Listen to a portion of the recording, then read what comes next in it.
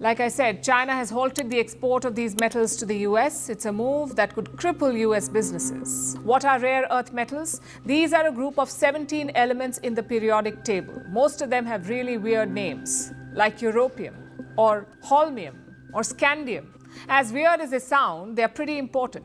You need rare earths to make a number of crucial products like semiconductors, electric vehicle motors, fighter jets, and missiles, wind turbines, and even your LED lights.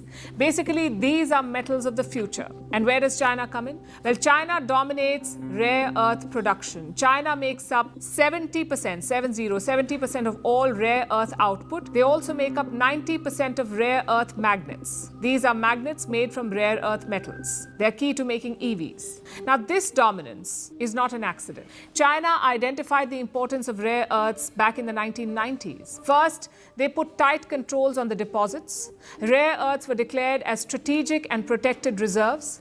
Then China invested in processing technology. Like all ores, rare earth has to be extracted and processed. And China took the lead in doing that. And since then, there's been no looking back. Exactly, they saw an opening in 1990s and took it. But what was this opening? But to refine that rare earth, you likely produce gallons and gallons of toxic waste. Now that's the type of waste that you regulate because you don't want companies just dumping it in a river or a lake. That would hurt the civilian population. That's why Western governments have a lot of regulation relating to how to take care of the waste. And that's what raises the price for refining in Western countries. But in China, they didn't care as much. They were happy to take in as much business as they could get. And slowly, China was pretty much the only country that was willing to refine rare earths. And that's exactly how China built up the monopoly. Now, of course, this dependence is problematic, but it's not the end of the world. Because if you think about it, pretty much every country in the world is gonna need these minerals. So that means there's enough demand for other countries to come in and say, hey, I can fill that demand. I can loosen my regulations. That way, businesses in my country could refine rare earths and we can get some business, we can grow our economy. Now, in the short term, of course, this is gonna take some time. That means there will be some supply chain issues, but in the long term, other countries will fulfill this demand. And if no country steps up, or if no country that we are willing to partner with steps up, at the end of the day, we did not ship out the refining industry because we couldn't do it. We shipped it out because we didn't want to do it. And now, based on today's executive order that President Trump signed, it seems we may be changing our mind when it comes to regulating this industry. Now, of course, this doesn't mean there's going to be no regulation. I think we'll probably head in a direction where regulations will become a little bit relaxed.